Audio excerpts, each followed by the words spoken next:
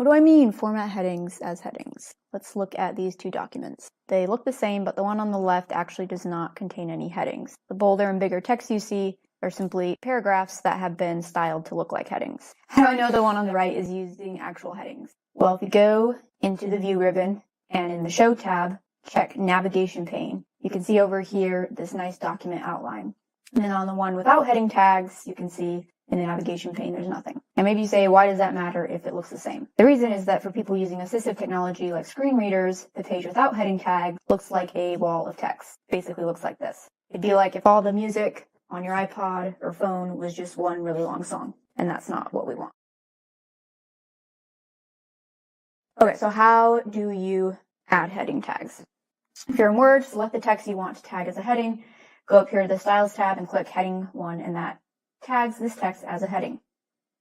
But maybe you say, I don't like how that looks, I like the way it looked before. If you want to keep the same style, you can highlight the text you want to make a heading, go up to the Styles tab, right-click on the heading, and then select Update to Match Selection. And that tags your text as a heading and keeps the same visual style you want.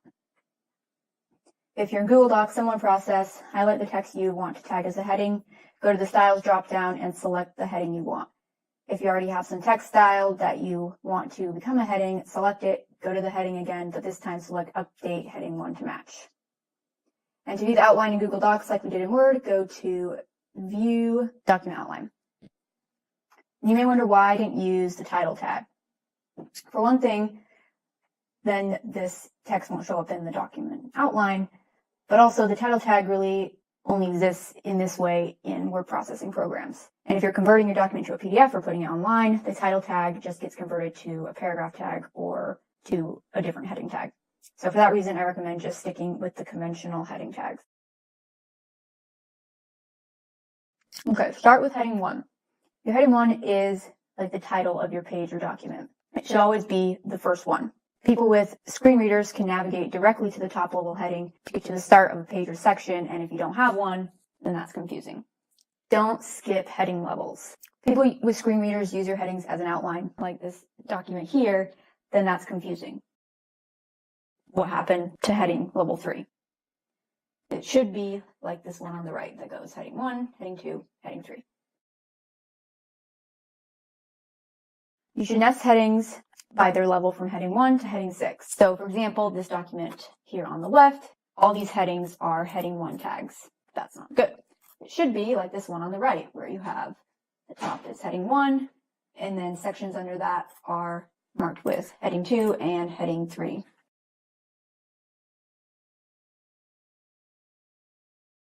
Get rid of empty tags. So what exactly are empty tags? Here's a document in Word, and if you look in the navigation pane, you can see there are a couple of empty spaces. If you click on it, you can see that it's going to a heading, but there's no text there.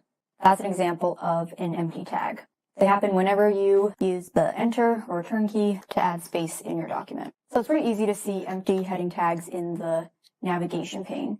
It's a little bit more difficult to see empty paragraph tags. But I can by going to the Home ribbon and clicking this little paragraph icon in the Paragraph tab. And that turns on my character markers. Any place I have the paragraph symbol, but no text, that's an empty tag. You can see that there are a lot of them. This is bad for accessibility because a screen reader may report that there's a paragraph, which is confusing when there's not actually anything there. Obviously, to get rid of these, you can just delete them. But you might say, well, wait, I was putting those there for a reason, to add more space. But you can do that without adding these empty tags. So generally, to add space after paragraphs, you just select all your text, Control-A, and then go into the Paragraph tab here and click this little arrow in the bottom right corner. And that'll open up your paragraph dialog box. And then here in the After field, that's where you would enter how much space you want after paragraphs. I usually like to do 6 after and then 0 before, and then I uncheck this don't add space between paragraphs box. Click OK, and then you can see that you have some space now added back into your document.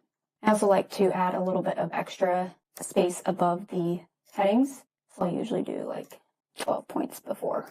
And then remember, the nice thing is you can just go up here and do Update to Match, and that will fix it everywhere in your document, assuming you have those heading levels set. And so you don't have to go through and do each individual one.